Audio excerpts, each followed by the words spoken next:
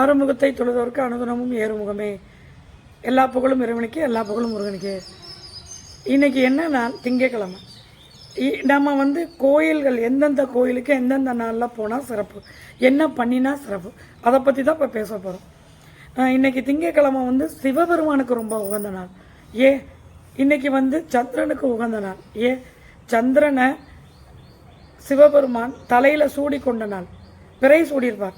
பிறை சூடன் ஒரு பெயர் சிவபெருமானுக்கு. இன்றைக்கி நீங்கள் போய் சாமி கும்பிடும்போது ரொம்ப ரொம்ப ரொம்ப நல்லது. சிவனுக்கு ரொம்ப நல்லது.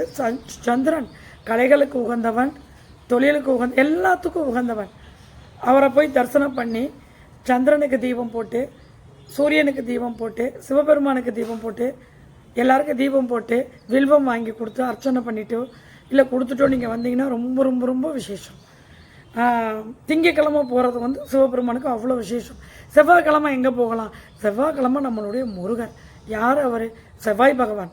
செவ்வாய் பகவானுடைய சுவாமியே முருகர் தான்.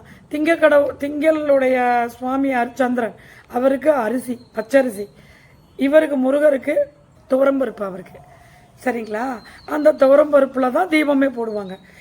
செவ்வாய்க்கிழமை கண்டிப்பான முறையில் எல்லாரும் முருகன் கோயில் போகணும். செவ்வாய் ஒவ்வொருத்தவங்க ஒவ்வொரு இடத்துல இருந்து ஆட்சி புரிவார். நம்ம ஜாதகத்தில் அவர் எங்கே இருக்கிறாரோ அதுக்கு தக்கபடி பலாபலன் வரும்.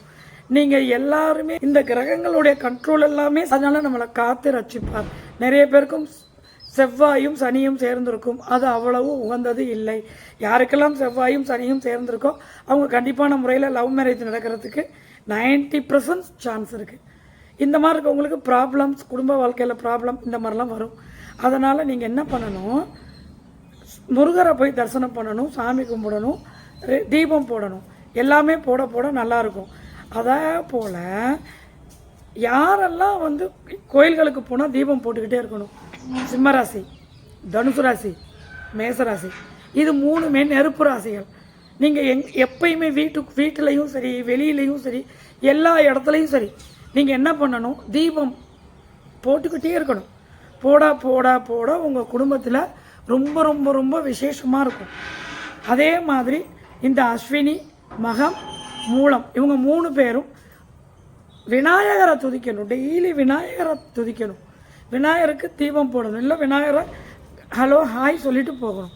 இதெல்லாம் நீங்கள் பண்ணிக்கிட்டே வந்தீங்கன்னா ரொம்ப ரொம்ப ரொம்ப ரொம்ப நல்லாயிருக்கும். உங்களை கடவுள் ஆசீர்வதிப்பார்.